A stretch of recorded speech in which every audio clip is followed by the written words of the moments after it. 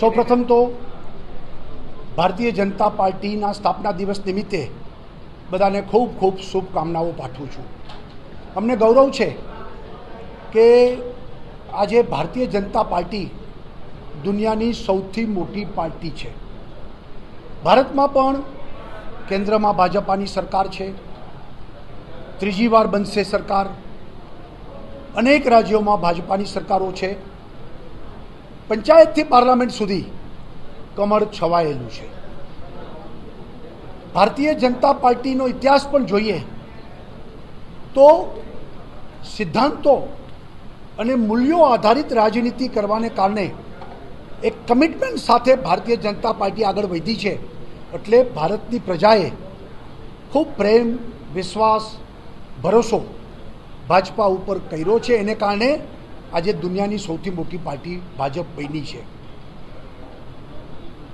જનસંઘની સ્થાપના વખતે બહુ ઓછા લોકો હતા અને આજે એક વટવૃક્ષ બન્યું છે. કરોડો કાર્યકર્તાઓ આજે ભાજપાના ઝંડા લઈને ઊભા છે. જનસંઘની યાત્રા આગળ વધતા વધતા જનતા પાર્ટીની સરકાર બની, જનતા મોરચાની સરકાર ગુજરાતમાં બની.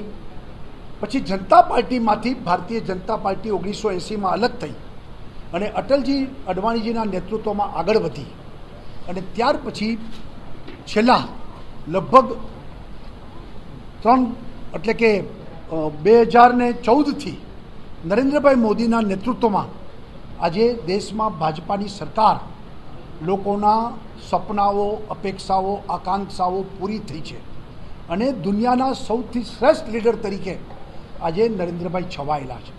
દુનિયામાં ભારતની આબરૂ વધારી છે, પ્રતિષ્ઠા વધારી છે.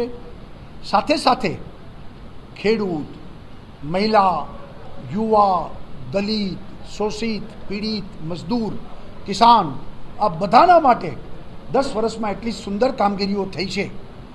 અને મેં પહેલાં કીધું એમ ભારતીય જનતા પાર્ટીએ પોતાના સિદ્ધાંતો પકડી રાખ્યા અને એને કારણે આજે ભાજપ ઉપર લોકોનો વિશ્વાસ વધ્યો છે. અયોધ્યામાં રામ મંદિરનું જે અમે લોકોએ મેન્યુફેસ્ટોમાં કીધું હતું આજે પૂરું થયું છે. 370મી કલમ કાઢી નાખવાની વાત કીધી હતી એ પણ પતી ગઈ છે. કોમન સિવિલ કોડ આજે દેશમાં ચર્ચા ચાલી રહી છે, એ પણ થશે. અને સમાન નાગરિકત્વ એ પણ આજે ધીરે ધીરે ઉત્તરાખંડથી શરૂ થયું છે અને દેશભરમાં થશે. એટલે ભાજપે પોતાના સિદ્ધાંતોમાં ક્યાંય બાંધછોડ કરી નથી અને એને જ કારણે લોકોએ ભરોસો રાખ્યો છે. આજે લોકસભાની ચૂંટણીઓની તૈયારીઓ ચાલે છે. ત્રીજી વખત હેટ્રિક થશે, વડાપ્રધાન નરેન્દ્રભાઈ બનશે. ભાજપા અત્યાર સુધીની બધી ચૂંટણીઓમાં ન પ્રાપ્ત થઈ એટલી બધી બેઠકો એટલે કે એનડીએ 400 પાર, 370 ભારતીય જનતા પાર્ટીના કમળ જીતશે એમાં કોઈ શંકા નથી. ગુજરાતમાં પણ 26 બેઠક 2014માં આપને મળેલી, 2019માં પણ મળેલી અને આ ત્રીજી વખત 26 બેઠક ભારતીય જનતા પાર્ટી જીતશે એમાં પણ કોઈ શંકા નથી. જનતા તૈયાર છે, બસ મતદાનની રાહ જોવાય છે, એની ક્ષણની રાહ જોવાય છે. જનતા પાર્ટીએ નક્કી કર્યું છે પહેલી વખત આઝાદી પછી પહેલી વખત બધી બેઠકો એકલે હાથે ભારતીય જનતા પાર્ટી લડશે. પંજાબમાં પણ અનેક નેતાઓ ભારતીય જનતા પાર્ટી જોઈન કરી રહ્યા છે. તાજેતરમાં જ 3 ભારતીય જનતા પાર્ટીમાં સિટિંગ એમપી, 2 કોંગ્રેસમાંથી, 1 આમ આદમી પાર્ટીમાંથી ભાજપમાં જોડાણા અને ભાજપ પણ પંજાબમાં એક મજબૂત દેખાવ આ વખતે કરશે. પરેશભાઈ લાભ લઈ લે એમાં ક્યાં ના પાડી છે? ખરાબ રીતે હારશે એમાં કોઈ શંકા જ નથી. ઉમેદવાર મળતા નથી. કોંગ્રેસની સ્થિતિ ખૂબ લાચારીપૂર્વકની સ્થિતિ છે, ખરાબ સ્થિતિ છે. કોંગ્રેસને ઉમેદવાર જ જ્યારે ન મળતા હોય તો કાર્યકર્તાનો સવાલ જ નથી.